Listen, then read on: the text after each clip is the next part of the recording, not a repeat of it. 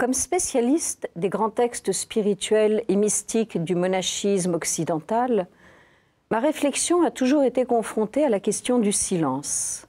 Comme poète, j'ai toujours été émerveillée par le laconisme percutant de certaines écritures, comme celle de René Char, qui disent l'essentiel sans encombrer l'espace littéraire du superficiel.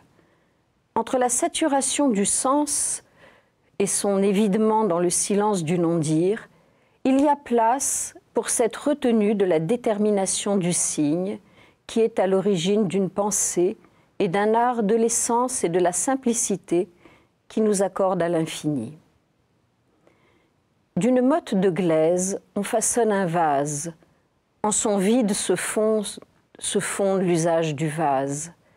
Cet aphorisme du philosophe chinois Lao Tzu rejoint des intuitions de la mystique chrétienne qui ne saisit le rapport au divin que dans ce côtoiement du vide et du plein, dont le chartreux don Augustin Guillerand rappelait le paradoxe dans Silence cartésien lorsqu'il écrivait que le silence n'est pas un vide et un néant, mais au contraire l'être en sa plénitude féconde. Le rapport du plein au vide, comme celui du signe au silence, indique une complémentarité à travers laquelle le sens se construit. Si le bol ne prend sa signification que par le vide offert à ce qui le remplira, le signe n'est signifiant que par l'espace de liberté laissé à l'imaginaire qui se l'appropriera et lui donnera pour finir sa valeur heuristique.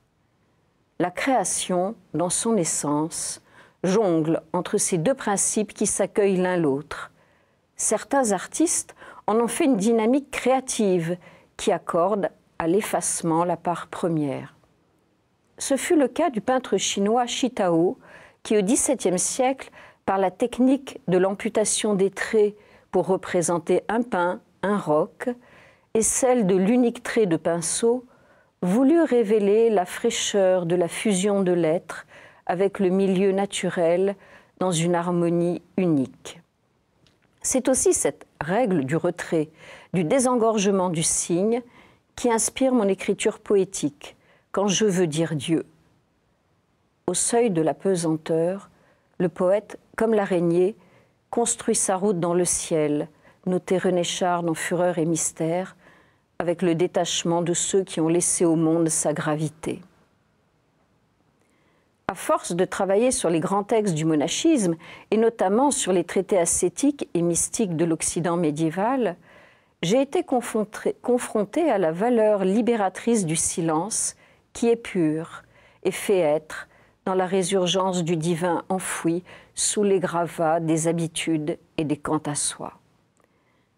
C'est la profondeur de l'expérience personnelle et de la rencontre des vérités ultimes que nous devons déceler dans ce propos du chartreux contemporain, ancien prieur de l'ordre, dont André Poisson, consigné dans ses remarques sur l'oraison, mystère de silence. Il ne s'agit pas de faire, même pas de faire silence. Le silence ne se fabrique pas.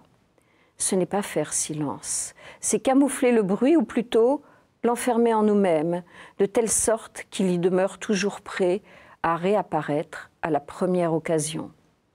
Il n'y a pas à créer le silence, il n'y a pas à l'introduire en nous, il y est déjà et il s'agit tout simplement de le laisser revenir en surface de lui-même, de sorte qu'il élimine par sa seule présence tous les bruits importuns qui nous ont envahis.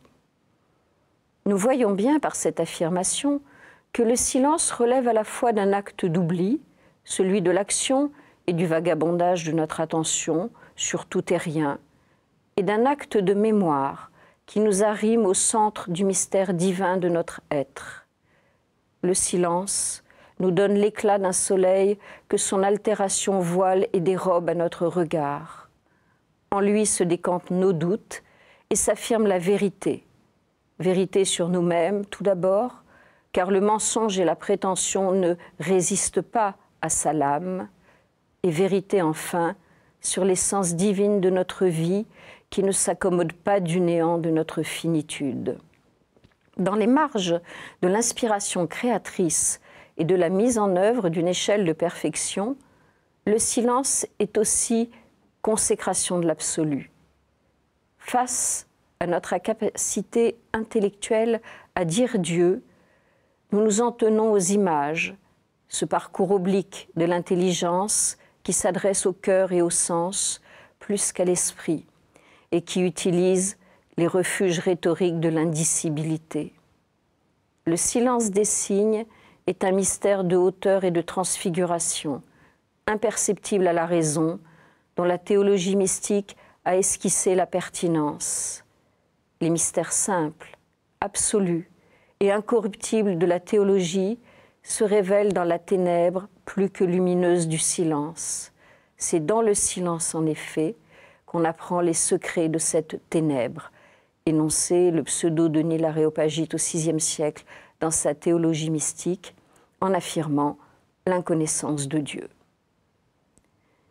Se mettre en retrait, garder la continence des paroles et des signes, accepter l'inconnaissance du divin, c'est laisser croître en nous, sans verbe, cette expansion de l'être vers l'infini qu'aucune parole ne peut contenir.